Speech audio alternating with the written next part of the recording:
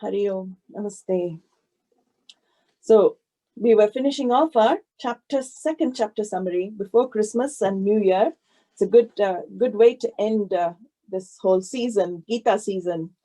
So the whole basis of the Bhagavad Gita is summed up in 3 words. We saw this last time, and we saw the manifestation of this unique feature called samsara. Samyak sarati iti samsara, that which moves very well. And samsara is composed of 3 things in life. Samsara is composed of 3 things. What are these 3 things? Raga. Raga is binding, attachment or intense desire or emotional dependence on anything external to yourself. So this can mean objects, it can mean families, it can mean anything external to yourself. This is called raga, binding attachment.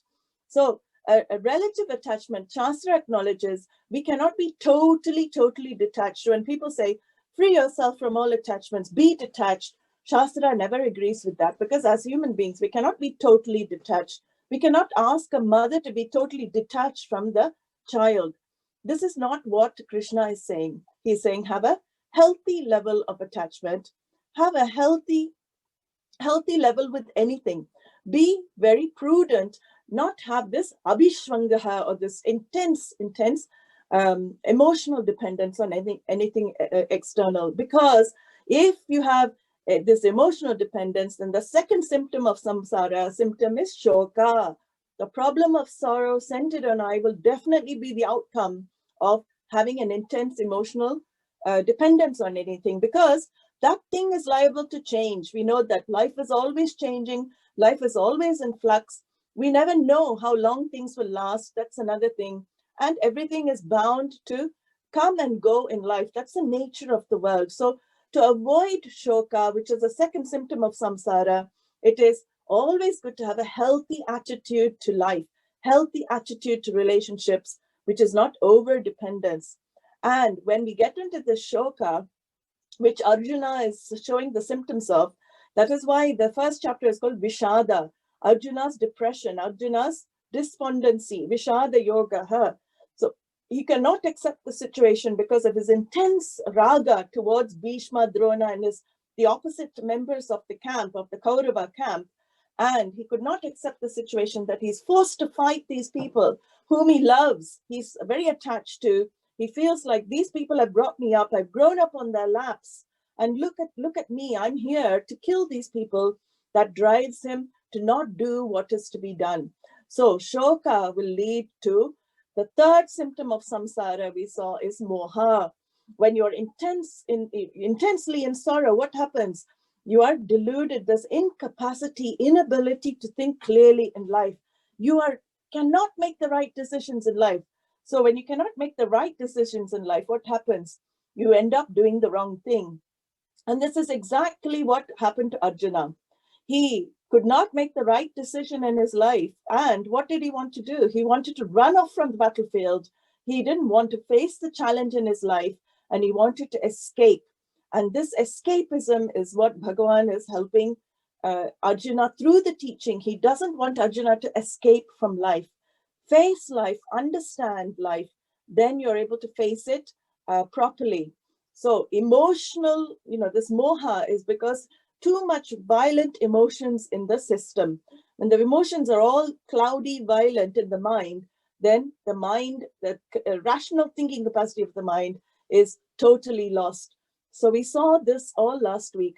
We also saw the turning point in the 7th verse of the 2nd chapter. I had said when Arjuna finally says, his ego says, okay, I cannot live this life alone. I need help in my life. Oh Lord Krishna, up to this point, I've regarded you as a friend, a companion, but now you have to become my teacher because I have no one else to turn to. Please help me navigate through this samsaric life. And he tells Krishna very, very important words, Shishyaste Shadi Mam Twam Prapannam, which means I surrender to you. So in total helplessness alone will the surrender happen. It is very, very easy to surrender when one is totally helpless and we don't know which way to turn. Then we're looking for a solution. We're looking for a person outside for guidance. And this is exactly what Arjuna discovered. I cannot solve this problem of samsara by myself. It has to be with the help of a teacher and the teaching. He recognized that.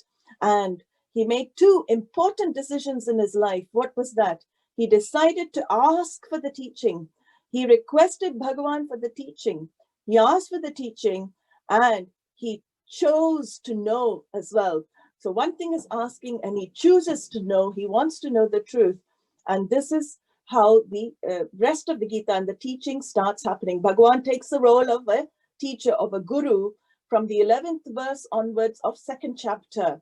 And we saw this 11 to 38 is the jnana section, or the section of knowledge, self-knowledge. So the 2nd chapter has two major themes in it. Not just the 2nd chapter. The two major themes throughout the Bhagavad Gita are karma yoga, which is the yoga of action. How do we act in life and what is the attitude towards our action in life? And jnana yoga, which is knowledge, the yoga of knowledge. How do we discover the self?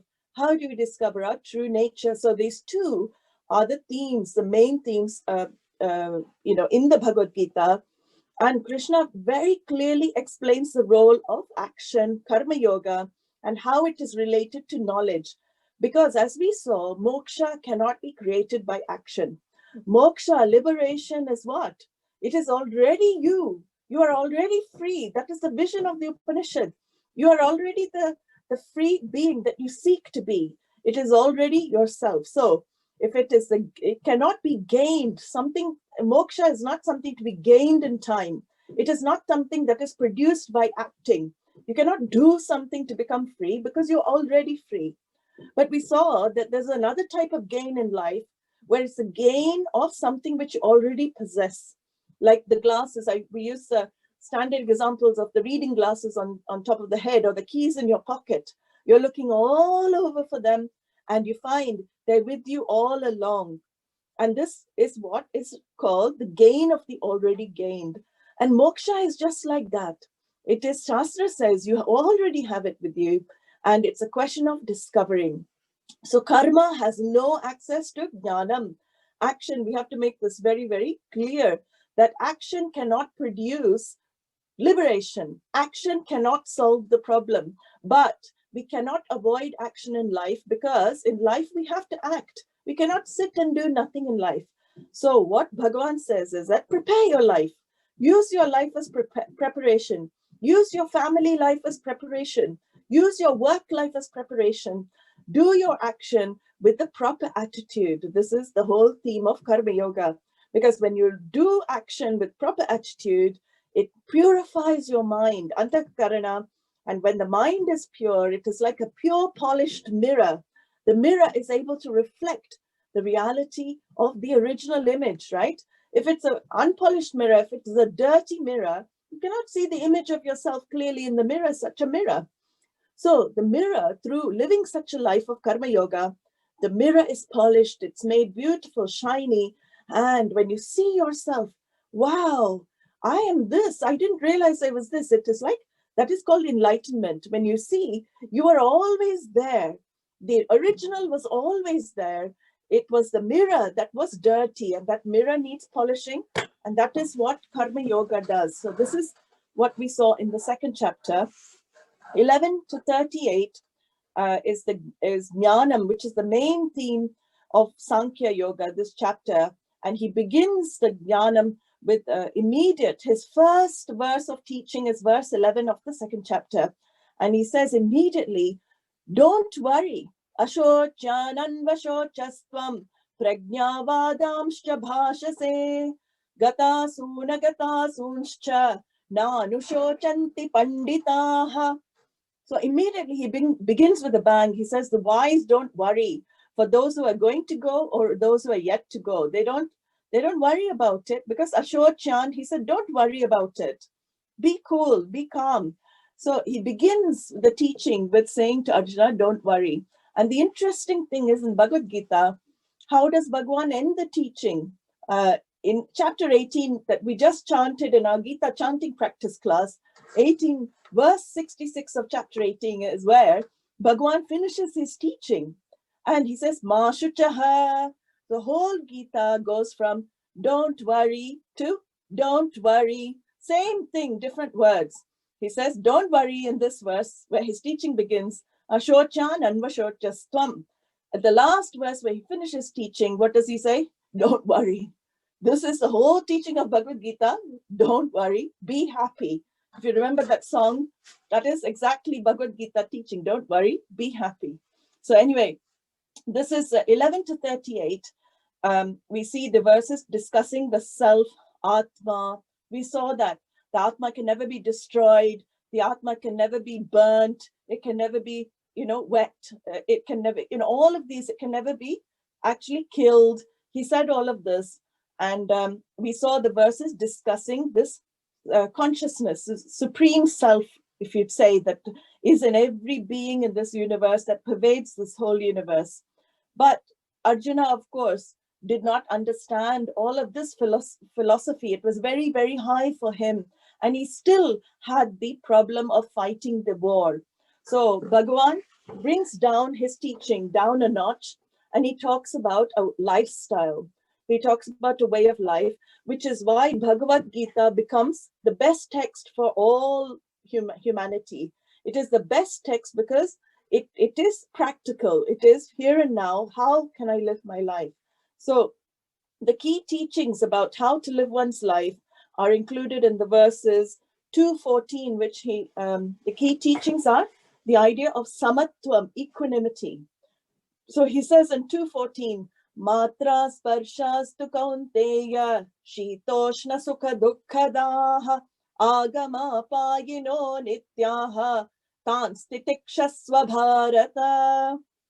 So I'm just going to go over some important verses. I thought it would be nice for you to mark these verses and you can go back and see the meaning. 2:14, what does he say?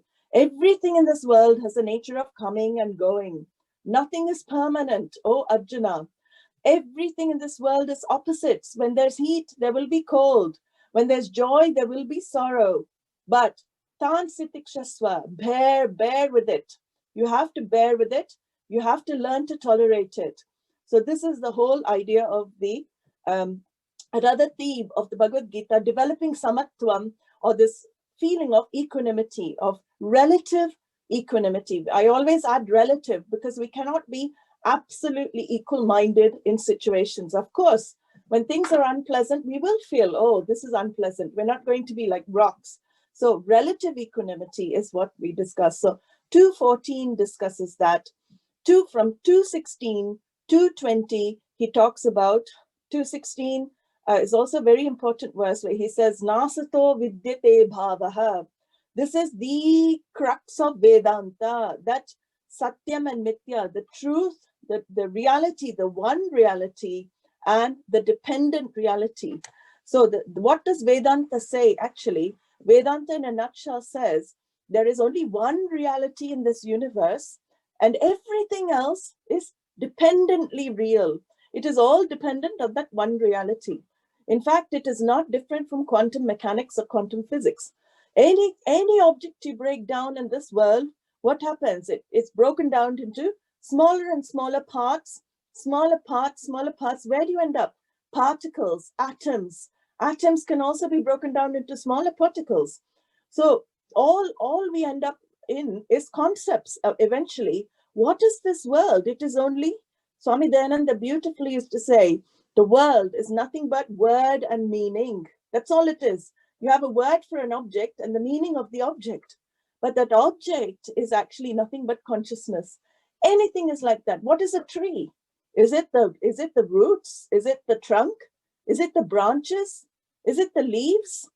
What is a tree? If you ask, it's a conglomerate of parts. What are you? You're also, if you take yourself to be the physical body, you're just a conglomerate of parts. 2 hands, 2 legs, 1 head, 1 torso, right? That is not you in reality. You are the partless whole. This is what is being discussed in these verses. You cannot be divided into parts. You are the one partless whole that actually pervades the truth of this entire universe, is non-separate from you. That is the vision of the Shastra, ultimate vision of the Upanishads. So in this section, he talks about this vision in cryptic verses like Nasato Vidyate Bhavaha. Then he says in verse 20 also, he talks about the timelessness of this self. Najayate mriyate va kadachit nayam bhutva bhavita va na bhuyaha. So it never is born, it never dies. The timelessness of the self. And he talks about the timelessness of the self, Bhagavan in two verses down in 22, the second chapter, verse 22, he says, Vasam sijirnani yatha vihaya navani grinnati naroparani. So these physical bodies, what does he say? As you throw off old clothes, this is how much he regards the physical body. As you throw off old clothes, you throw off these bodies like old clothes, just put it in the trash, and you pick up new clothes. So they are costumes. That's what Bhagavan is saying. The self is timeless. These bodies are just costumes that you wear, roles that you play. And in verse 27 of this chapter, he talks about these costumes. What happens to the costumes? They are thrown away, but the subtle body is reincarnated. Every being comes with a subtle body as well, not just the gross body. And it is a subtle body that comes back into existence. And he validates the concept of reincarnation, the idea of reincarnation in verse 27, where he says, Jatasya hi dhruvo mrityuhu dhruvam janma mritasya cha.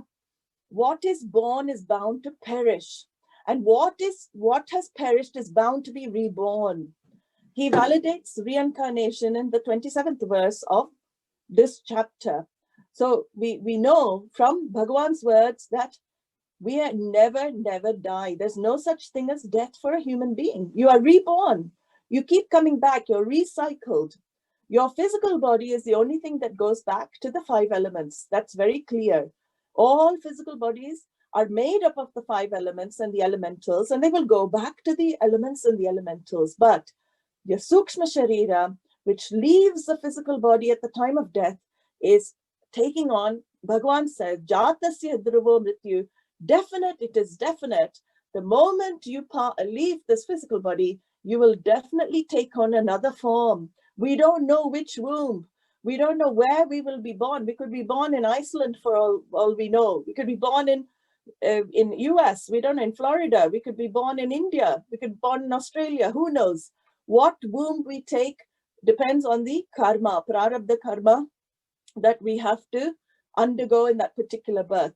So it is very interesting that, we feel so attached to a particular family, a particular lineage, all of that we have in one lifetime.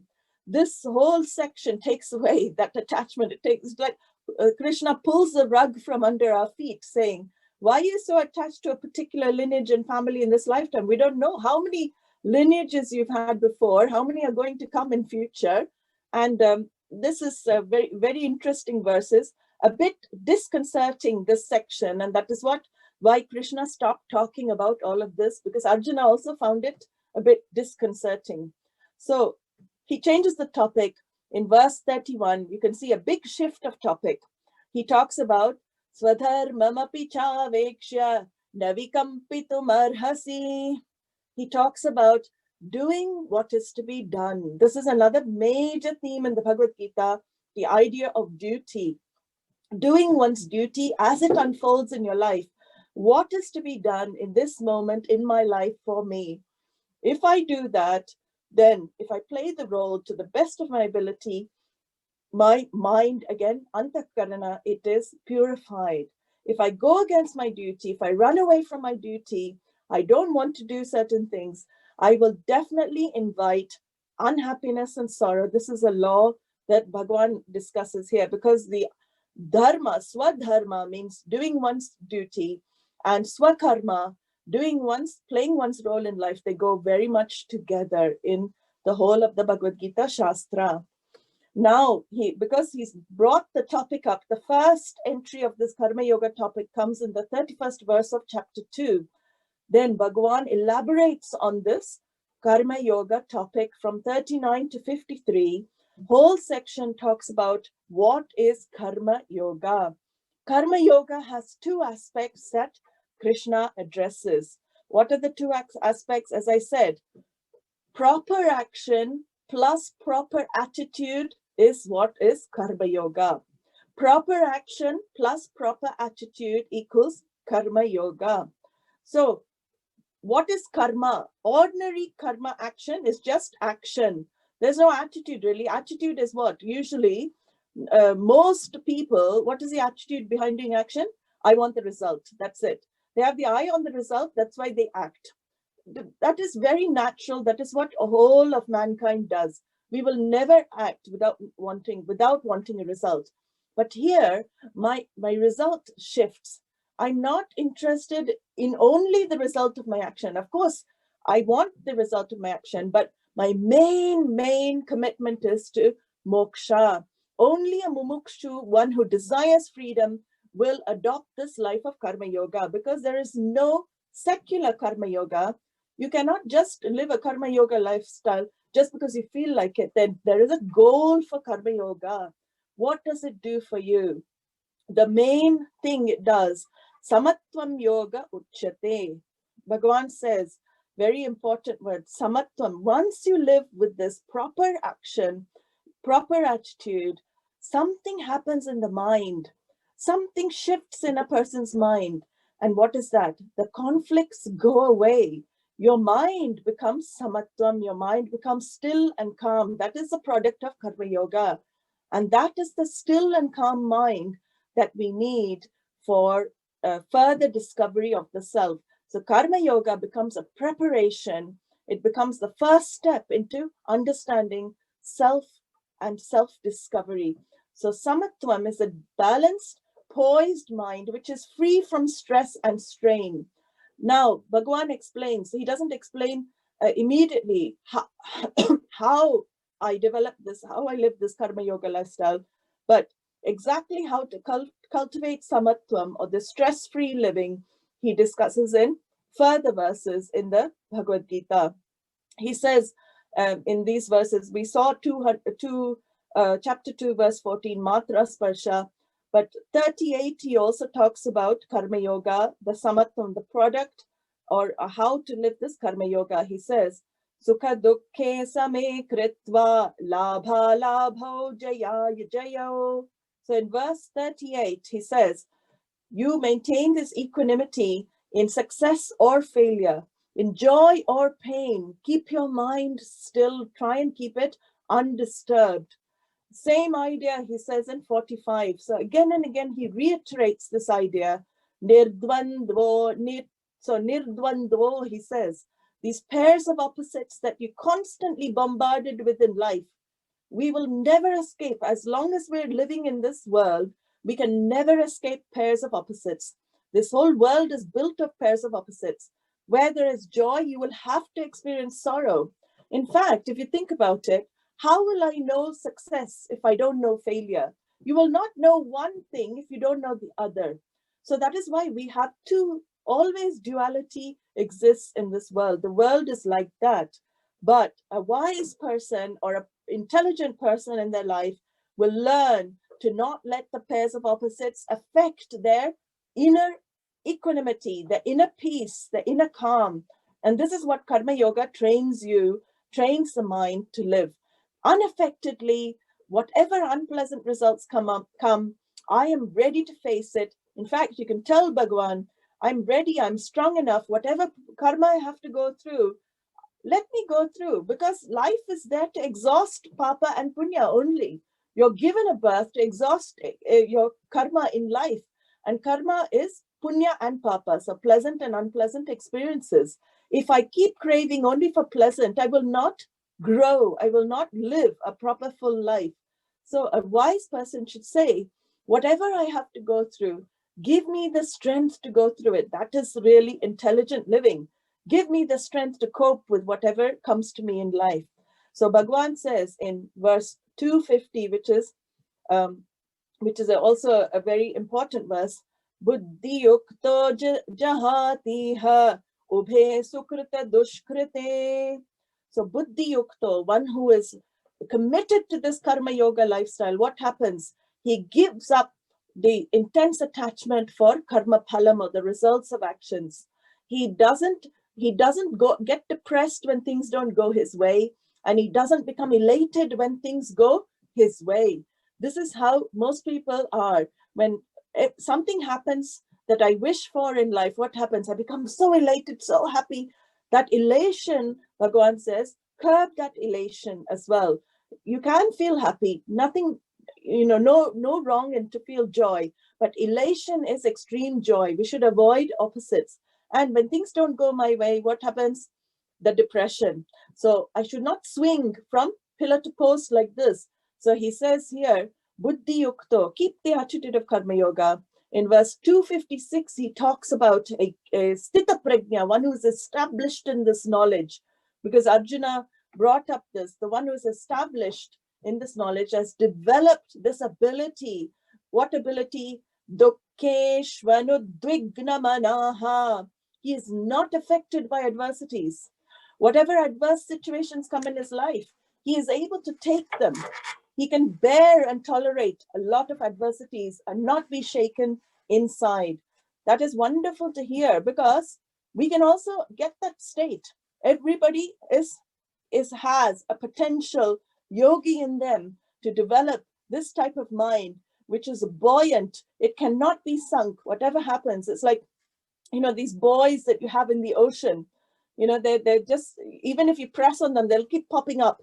They will never sink into the ocean. They will never sink. They will keep popping up again. And this is exactly what you should be. B-U-O-Y, a boy, that not B-O-Y, B-U-O-Y. The boys should become boys. So you pop up like that. Don't get sunk, whatever happens. So this same idea, Bhagwan introduces in the Jnani descriptive sections. He says, tat tat prapya shubha shubham, in verse 257, following that verse I just quoted, tat tat prapya shubha shubham. He neither rejoices in the gain of the pleasant, nor he hates the unpleasant. He doesn't reject the unpleasant. Because why? Prasade sarva dukkhanam. Verse 65, for a person whose mind is tranquil, there is no pain or sorrow. There is no pain or sorrow for such a person. So this is one of the major themes in the Bhagavad Gita, because if you ask, then the question will come, why is this samatva buddhi so emphasized? Why is Krishna talking about this equanimity all the time in all the verses?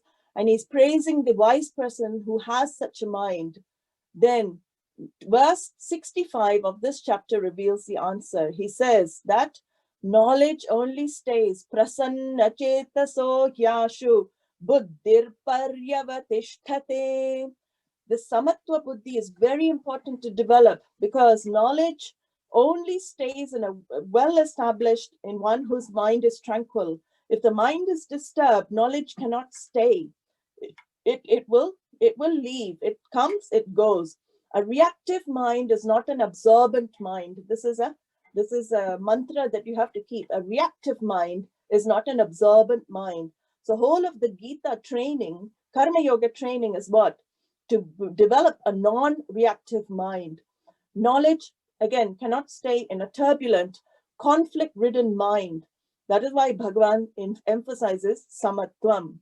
And how do I get the samatvam? Well, we've seen the verses, but one of the main ways of gaining samatvam, this type of mind, is to lead an ethical life in line with dharma. We have seen this as well. Those who have studied the value of values with me, Bhagavan emphasizes this value-led life, value-filled life again and again. Another thing he talks about in the Shastra, developing the sattva quality, the goodness, quality of goodness, of purity in the mind, leading a life of dharma. It is crucial to develop the type of mind which is required for self-discovery. So that is number one way of developing samatvam. Now, another technique of developing samatvan, Bhagavan gives from 12th chapter onwards. Very beautiful chapter, but very important method. It is a method. It is not the be all and end all. In many of the darshanas, philosophies in India, this method is the end in itself. But in Advaita Vedanta, it is not the end in itself. It's a means for the end. And what is this? Bhakti. Bhakti, devotion towards Ishvara, is not the ultimate goal for us. It is a way to purify the mind, a way to develop samatvam, equanimity, because it becomes very important in developing, because what? It helps you draw strength and confidence from the infinite source of all strength, the Lord, Ishvara, Bhagavan. You take any form of the Lord you want, but you can draw infinite strength for yourself from that form. You can draw infinite confidence, because in bhakti, what happens to your mind? If you notice, when you live a life of devotion, whatever prasadam you get, a karma yogi cannot avoid being a devotee. A karma yogi is a devotee, because the one who gives the results of your action is called karma phaladata, the giver of results. You have devotion towards him. So you know, when he gives a result that is very, very difficult for you to bear, then prasada buddhi. So bhakti becomes a means to develop samatvam. Living a life of bhakti, you get Bhagwan's grace. We say you invoke Bhagwan's grace. Bhagwan's grace you invoke through arpana buddhi, which means a certain attitude of offering your life to the Lord. That is a very beautiful attitude. Anything you do, you can just offer to him. Even the smallest of actions. If you have this arpana buddhi, what happens? Oh Lord, I do this action not for my own selfish ends. I'm doing it for you. The more and more you develop this relationship with Ishvara, any form you take, develop the relationship, you do everything as arpanam, as a offering to that Bhagavan. And whatever you get, how do you take it? Prasadam, Ishvara Prasada Buddhi, or Bhavana, it is called in Sanskrit. You dedicate your actions to Ishvara. Whatever results you get, you cheerfully accept. It's very important, this cheerful acceptance, not munu, moaning, groaning acceptance. That's not real acceptance. Not, oh, Bhagavan, why did you give me this? I accept it. Oh, I hate that. I accept it. I accept it. Gritting your teeth acceptance. That's not real prasada buddhi. Prasada buddhi is the recognition that whatever happens to you in life is for your own good. It's a very beautiful thing to keep saying to yourself, even if it's unpleasant, this is for my own good. Bhagavan will not give it to me if it's not good for me. That is an attitude of a devotee. A devotee, when you develop that attitude, what happens to your mind? Immediately you can see your mind becomes conflict free. It becomes free of the pairs of opposites, because you hand over your will to a higher power. You hand over your will to a higher intelligence. You don't claim that you control all the factors in your life. That is what devotion shows. Right now, we claim what? I am the doer.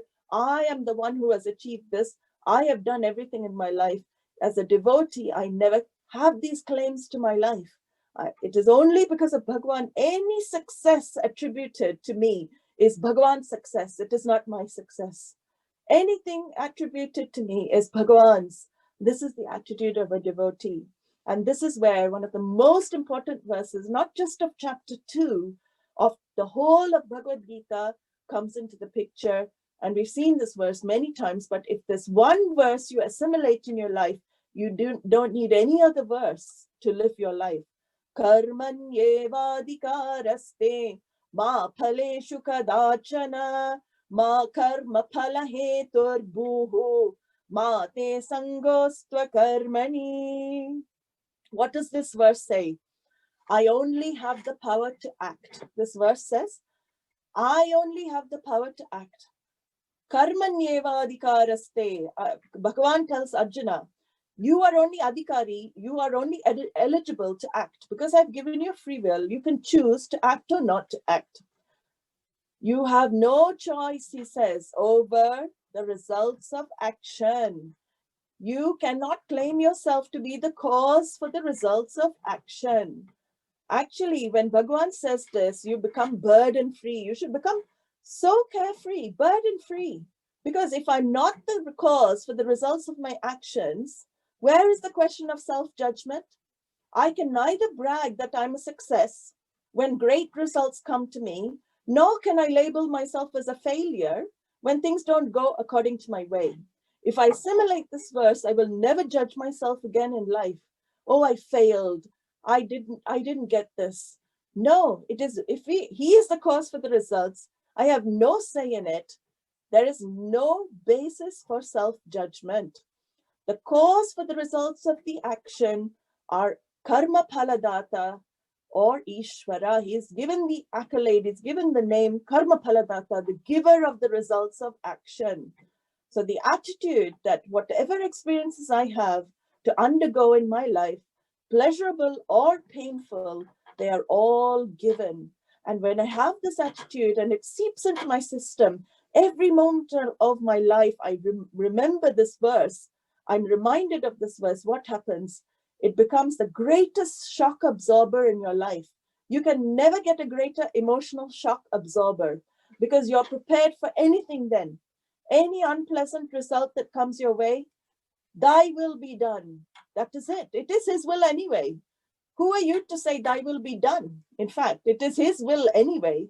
It is ego saying thy will be done. It is being done, his will anyway. So you can sit back, knowing this fact of this verse, just sit back and relax in the order, relax in the results, relax in the order that is Ishvara. But don't relax too much. He says in the last line, because if you become too relaxed and say, well, I won't do anything then, because human beings are like that. Oh, if Bhagwan is doing everything, why should I do any action anyway? Krishna knows the human mind. So in the last line, what does he say? Mate sangosva karmani. Don't be given to inaction. Don't sit and not do any action just because you know that you are not the cause for the results. You have every power to change a situation if you're able. Bhagwan never says don't change things if you don't change things if you don't want to change them. I mean, if you want to change them, you have to change them. You have the power to do it. If you can't change the situations, that is when you have to accept. Oh Lord, give me the serenity to accept the things I cannot change. Give me the courage to change the things I can. And give me the wisdom to know the difference between things I can change and things I cannot change. So this is a very important verse in the whole of the Gita, and very important to have this attitude of devotion, because without Ishvara recognition in the karma yogi lifestyle, it is not going to work as a technique. It is a technique which includes bhakti. That is why in our Shastra, we don't talk about 4 paths to the goal. There's no 4-path theory. There is no bhakti yoga, jnana yoga, raja yoga, karma yoga like that. All paths are mingled. Where is karma yoga without bhakti? You cannot divorce karma yoga from bhakti yoga. Bhakti yoga is karma yoga.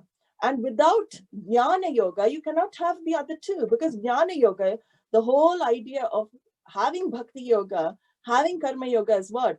Jnanam of Ishvara. You want to know Ishvara. I want to know the Lord I'm worshipping. Who is this Lord? I want to understand him. I want to discover him. That is the whole drive of a life of a karma yogi. That is why I choose such a life. Otherwise, I need not live this lifestyle. It is not an easy lifestyle. I can live like everybody else. Why should I choose such a lifestyle? Because ultimate end, I'm interested in Ishvara. So that is very important to understand, that we cannot separate bhakti from jnanam. We cannot separate karma from any of them, because my whole life becomes all the yogas together. And this is the first aspect of karma yoga. The second aspect of karma yoga comes in verse 50 of chapter 2, where Bhagavan says, yoga karma su kaushalam. He brings another word here, and that's a very important word. So the question will come, if I can do any action then as arpanam, offering the action and I receive anything as prasadam, then even a criminal can be a karma yogi, right? That is what Swami Dayananda often used to say.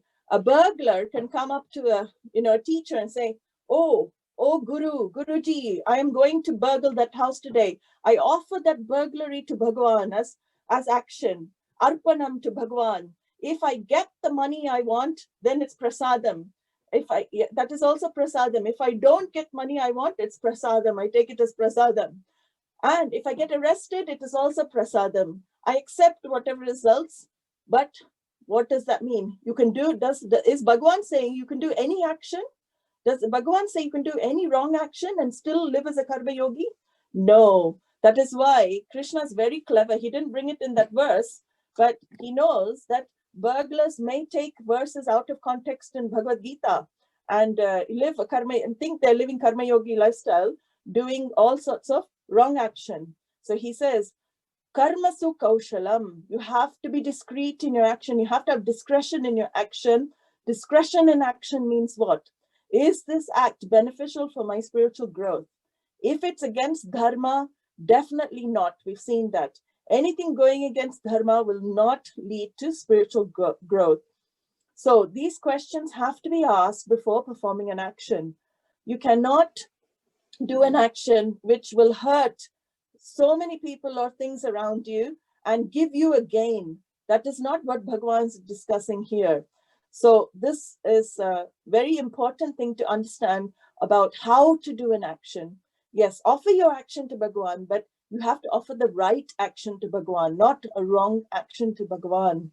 So if you don't know what the right thing to do is, then what do you do? Then are you stuck?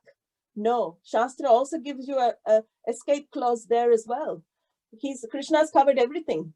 Because if you don't know what to do, he says, go and consult a wise person who has been through many experiences in their life, and they will know what the right thing to do is. And everybody in their life will have such a person, either a spiritual teacher or an elder in the family who has, in fact, elders have so much wisdom and so much knowledge. If we just tap into that, their life experiences have taught them so much. They're gurus in themselves.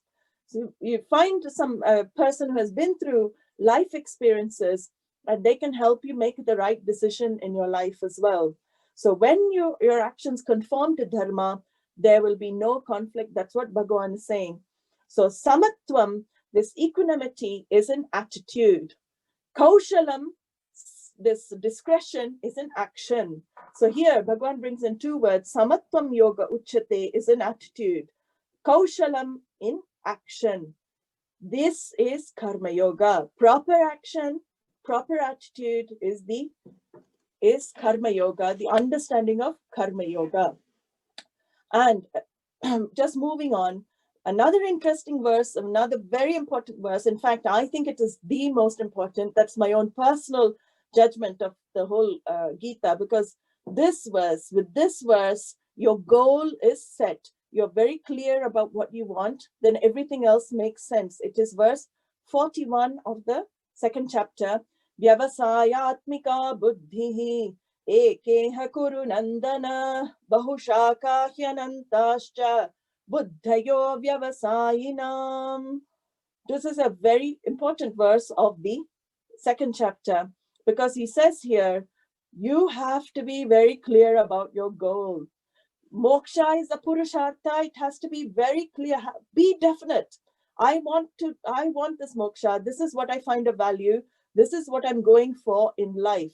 If you're not sure about the goal, the Gita will not work for you. None of the spiritual texts will work for you. Because first of all, we need a goal in life. Then only the lifestyle that's recommended makes sense. Otherwise, you're going to drop off. So this verse says, be clear, O Arjuna, what you really want in your life. Be sure what you're really going for in your life. Otherwise, everything you're doing has the potential to become redundant. You can easily, if you don't know your goal, you're doing it, I feel like living a life of karma yoga for about 1 month. Let me try it for a month and then drop it. Then it's not going to make any sense, right? So this verse says you have to be discriminative. You have to have discrimination in your life to know what it is that's really, really true That spiritual goal is the one that is really going to help you in the end. All these intermediary goals, we don't say just foo-foo them. You can live out your life fully. You can go for things of desire, but keep your goal of moksha in mind. Don't get sidetracked. And this verse talks about that. Bahushaka hyanantascha buddhayo vyavasayinam. He says, Bhagavan says, those people are confused. They will go all over the place. One day they will do pranayama, one pranayama camp. Then they'll go to somewhere else to do some other technique. Then they'll go to another teacher to do another technique. So every week they have different techniques and they'll go all over the place and live their life spiritual shopping, because there's a lot of things available on the market. Loads of things, lots of things. But what is it? Be very clear. What is it that's going to give you ultimate freedom? If we have seen, if it's a question of ignorance, ignorance cannot be cleared by standing on your head for 3 hours doing Shirasasana. It cannot go like that. Ignorance cannot go by doing Bastrika Pranayama for 3 years. It cannot go by doing all of these techniques. Ignorance can only be removed by its opposite, and that is jnanam, knowledge. Only knowledge can remove ignorance. So when this is clear, you will realize you stick to the goal. Yeah, all of these things are aids to making the mind pure, to clearing the mind. Asanas, yoga become an aid to what? Keeping your body healthy, because we cannot neglect our stula shariram, physical body. Physical body is an instrument to discover. So we must keep up exercise. Asanas, the yoga system, Ashtanga yoga system of Patanjali is brilliant because it addresses the preparation of the physical body as well as the mind as well. So that is all for preparation, but ultimately, jnanameva mokshaha. Only jnanam can get you there. So in this, that verse is very, very important to keep your efforts are made in 1,000 directions. Bhagavan is saying, take the time to take up effort in one direction and do it well. That will free you for all good from all sorrows. What is that effort? Jnanam. Get that knowledge. Keep that knowledge with you. It's teaching alone that will change your life, will transform you cognitively. Nothing else can transform you cognitively. And that is what is going to help you to live. So I will just finish the last section. We've seen this from 54 to 72, end of chapter, is the Sthita Prajna section, where Krishna discusses the meaning of a person of steady wisdom. What defines a wise man and becomes the means for the otherwise. So what defines a wise man and becomes the means for the otherwise, which are the ignorant people. So we have just recently seen all these verses. So I'm not going to go elaborately through these verses, but in between these verses, he brings up very important verse, which is the 62nd verse of the second chapter and the 63rd. And we saw this, the potential downfall of man, how the mind, through desire, it can fall. So very important, two important verses, how dwelling constantly on objects of desire and developing an attachment to them, what happens when that desire is not fulfilled? Krodho bijayate. So we saw the steps that Bhagavan explained, and it ends up with buddhi nashaha, buddhi nashat pranashyati, quite radical fall of a human mind. So they're very, very important verses, 62 and 63. Then 64, 65, 66, 67, 68. These verses help discover how to reduce one's likes and dislikes. So the more, as one reduces one's likes and dislikes, these verses say, what happens? The more the knowledge stays. So raga dvesha this raga dvesha is neutralization, dilution is another big theme in the Bhagavad Gita. When I reduce my likes and dislikes, that I want something, I run away. See, raga dvesha, how did we explain it? Raga is I run towards things that I think will make me happy and make me secure. So there's two actions we do in life. I run towards things and people that make me feel happy, and I think, oh my God, I'm going to be happy if I get that. I'm going to be secure if I get that. And the other action I do in life is running away from things which I'm going to be unhappy if I'm in that situation. If I'm with that person, I'll be unhappy. So two ways: escaping sorrow, going for happiness. This is what we do. Everything in our life can be put under these two heads: running after happiness, running away from sorrow. And this is exactly what Bhagavan says don't do. It's really interesting that he says our actions that we all, as society also pushes us, drives us into acting in this way, running away from the unpleasant, running towards the pleasant. Bhagavan is saying in the Bhagavad Gita, that is the worst thing to live your life like. Because if you live your life in this way, you will constantly be susceptible to disturbance of the mind. So spiritual life is actually not running away from the unpleasant and running towards the pleasant. It is pure acceptance of what is. So I accept that. Why prasada buddhi, bhakti, all of these come into the picture, because they help me neutralize likes and dislikes in my life. And actually Bhagavan is retraining our brain.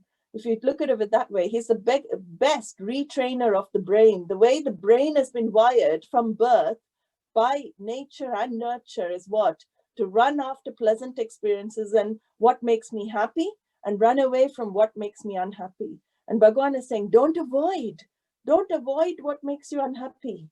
Welcome it. If it is coming to you, welcome it as my prasadam. And don't run after always what you think will make you happy, because that very thing may not make you as happy as you think, right? That is another thing. I think it's going to make me happy, but what happens when I finally get that thing? I find it is also becomes a source of pain for me. So all sorts of things can happen. It is my own projection on the external world that is responsible, again, for my ups and downs in life. So these are very important verses. And in the last two verses, 70 and 72, he talks about the result of the knowledge. Again, he goes back to the phalam. What is the result of this knowledge? It is nirvanam, brahma nirvanam rikchati. He says in the last verse, one gains liberation. So with these words, probably the most important chapter in the Bhagavad Gita, which has all of the Bhagavad Gita, we said it is upakrama chapter, it is introductory chapter. And the rest of the chapters are nothing but elaboration of this particular chapter of the Gita. So very beautiful chapters coming up. Third chapter will be Karma Yoga. So when we start in the new year, Bhagavan will discuss how do we live Karma Yoga and what are the obstacles we face in living such a lifestyle. So with that, I will leave it open. It's good timing. I'll leave it open to a few questions if anybody has. But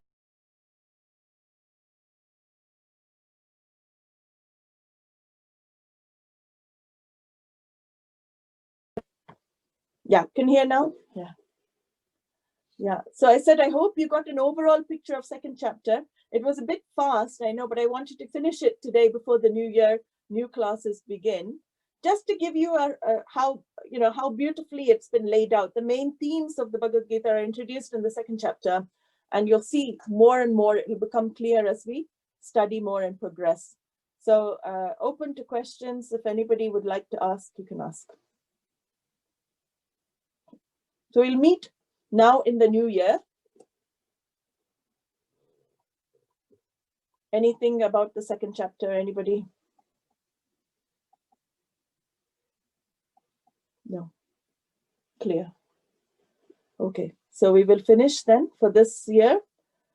And of course, we have the Vishnu Sahasranamam also for this year. We won't have, you can unmute and ask. Can you unmute? Hello, namaste, Nandanaji. Yes, it was just this issue of, not self-judging, because everything is prasadam. And so we should accept the good and the bad and just accept it, and with that, highs and lows associated with them. But there is the case of being judged by people, and you cannot be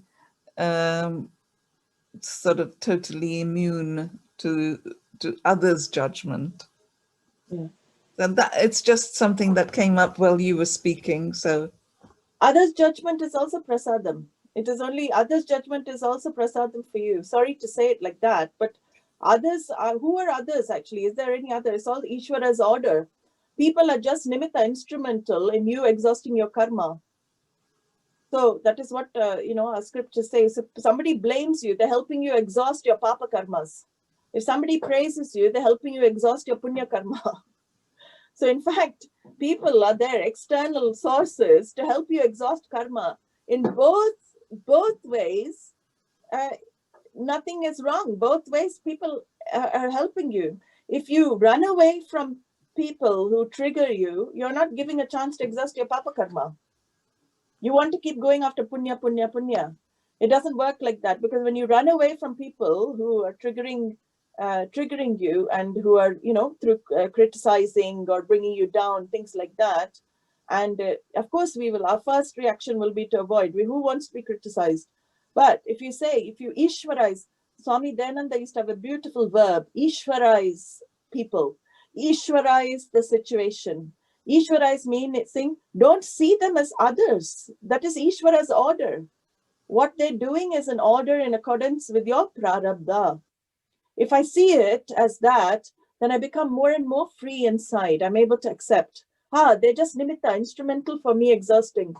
And that is the beauty of our scripture. In fact, I'm really looking forward to the Purana stories, because more we see these Purana stories, you see, my God, even abusive situations can end up being the best for you. These Purana stories have stories like that. When you're being abused, then they ask Bhagavan, why did I have to go through this in my life? He said, I needed you to exhaust your papa karma so you can come back quickly to me. There's some kind of statement like that, where even negative situations are seen positively in the future. We cannot see it at that particular point in our life, because we don't know past, present, and future. But there is, as I say, I call Ishvara the supercomputer. He knows past, present, and future of everything in this planet, every creature, every tiny thing. The supercomputer knows. So what palam one is getting cannot be wrong. He is in the scripture itself says, the infallible is Ishvara. The infallible, which means what? He cannot go wrong. This computer can never go wrong. So if we are due some negative palam, if we're due unpleasant results, that is unavoidable. We cannot escape, because if you run away from it, it will manifest in a different way somewhere else, because you have to go through that experience. That is what we don't understand. By running away, keep on in life, running away from unpleasant, and keep on avoiding unpleasant. It is not going to help me in the long term, because I will be faced with another unpleasant or something more unpleasant. Have any of you have noticed this pattern in life? When you run away from something unpleasant and you have not finished that test, or you have not grown out of that challenge, and you escape that situation, do you not find there's some of the worst situations? It's like jumping out, what do they say? Jumping from the frying pan into the fire. So until I learn my lesson, until I grow out of a particular unpleasant thing and I learn my lesson from it, then life has the tendency to keep revisiting the same thing again and again, and it becomes worse and worse until you learn. That is how, unfortunately, we have to go through without. So it's best, like that is what Bhagavan is saying to Arjuna here, because he says, I want to go bhikshacharyam. You're telling me jnanam, knowledge is the greatest thing, Krishna, and this is what will lead to third chapter. His question. Arjuna is left with this question, lingering question, the first question of chapter 3. Jayasi chet karmanastye mata buddhir janadana tat kim karmani ghore mam niyojayasi keshava. So he says, oh Lord, you've told me all this jnanam. You said this is the way, jnanameva mokshaha. You've given all these verses of self-discovery. Then he asks one doubt, but then why are you driving me to do this karma, this cruel karma? Why are you driving me to do this action? I don't understand. You're as though conflicting my mind. You're not giving me correct direction. That he gives Krishna that doubt. He has that, that daringness to speak up to the Lord because the Lord is his friend. And Bhagwan must be smiling at that point. Oh, this poor guy, he doesn't understand anything I've said from 11 to 38 verse of chapter 2. Now I have to give 16 more chapters of teaching for this guy to understand. So that is why Bhagwan carries on in giving the teaching of Bhagavad Gita. But it's very beautiful how Arjuna triggers Krishna's teaching in the chapter, because he also wants to avoid the unpleasant. He wants to run away from the war, and he wants to take to a life of alms. He says, I want to become a sannyasi, because if I become a sannyasi, I can devote my time to knowledge. I don't have to worry about this war and relations and all of this. Let me take to sannyas. And Bhagavan says very clearly, hey, if you take to sannyas when you're not ready, you're going to be in deep trouble. And we have seen this, I'm sorry to say, with many sannyasis from India as well. There's Lord, orange has become a joke in many places. So that Bhagwan's warning is there. Be careful, be ready. Know when you're ready. It is always something that has to be given by the teacher. It is not something that you claim for yourself. That is the interesting thing. Sannyas is something that the teacher has to say, you are ready for it now. I will give you sannyas. The teacher has to call.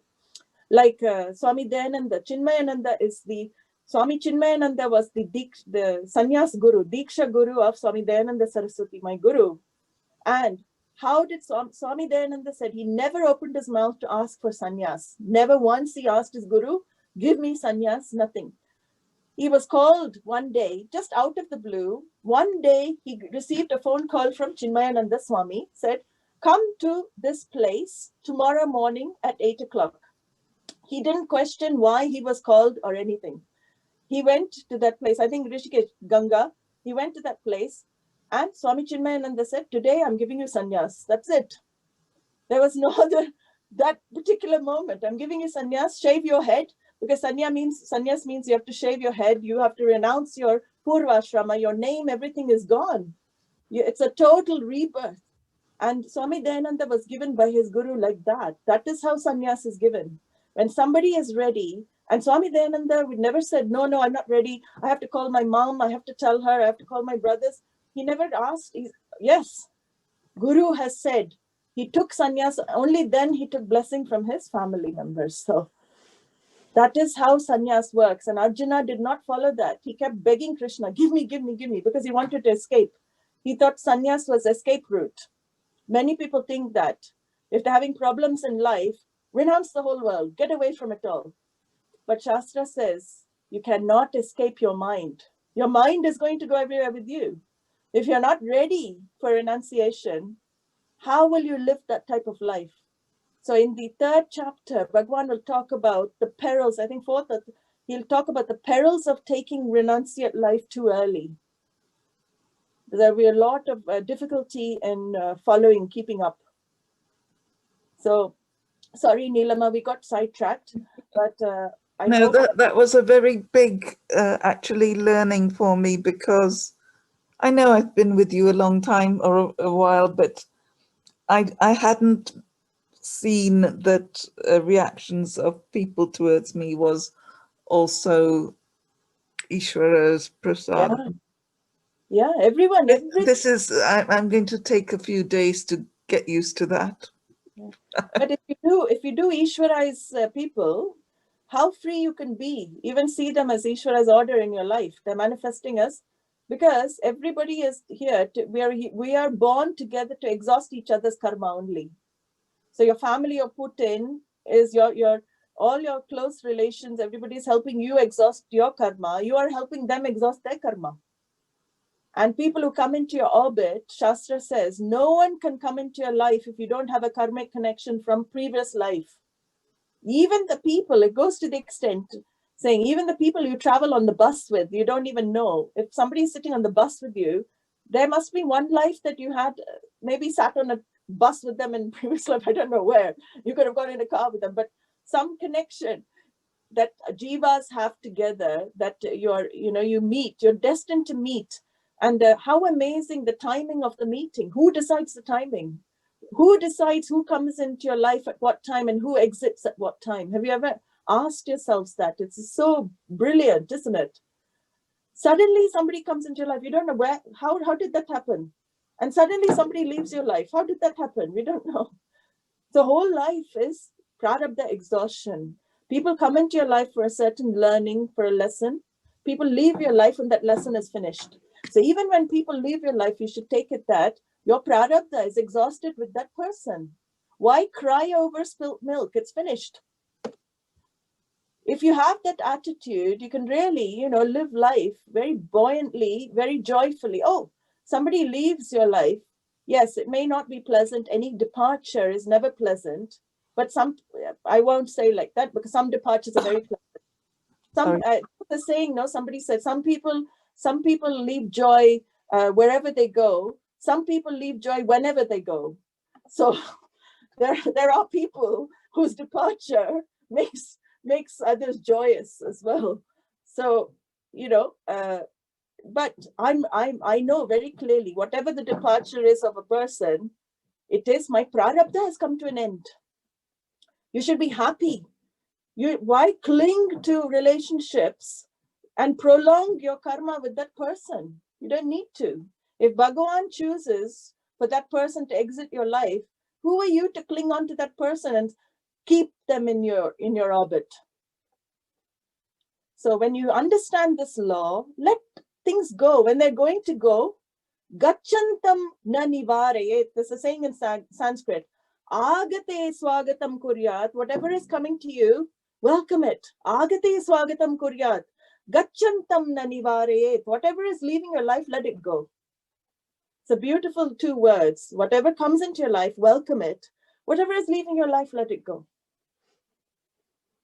That is called not resisting, non-resistance. A life of non-resistance is a life in harmony with Ishvara. When I don't resist what happens in my life, I'm in harmony with Ishvara. So with that harmony, I will wish you all a very, very Merry Christmas and a very, very happy, healthy, joyous 2021. Let us hope, definitely it cannot be worse than 2020. So we hope that the palam improves, pleasant situation. But one thing we can say is that I'm sure the Bhagavad Gita's teachings all this year you've been listening, and it has definitely helped shift your vision in some way, in some areas of your life, because that is what teaching does. It cannot but do that. And I'm sure whatever is there in future in store for all of us, we will definitely be ready to face it with this knowledge. That is the strength of knowledge, gives you that strength. So, but we do have a class tomorrow. Yeah, our class, yeah. Om Sarve Bhavantu Sukhinaha, Sarve Santu Niramayaha, Sarve Bhadrani Pashyantu, Ma Kaschit Dukkha Bhag Bhavet, Asato Ma Satgamaya, Tamaso Ma Jyotirgamaya, Mrityorma Amritam Gamaya. Om Purnamadav Purnamidam Purnat Purnamudachyate Purnasya Purnamadaya Purnamevavashishyate. Om Shanti Shanti Shanti Harihi Om Shri Gurubhyo Namaha Harihi Om. So I hope some of you can join for Vishnu Sahasranamam, 1000 names of Vishnu, 8 o'clock today we will have our Saturday usual chanting. Hari Om, Hari Om. Hari Om.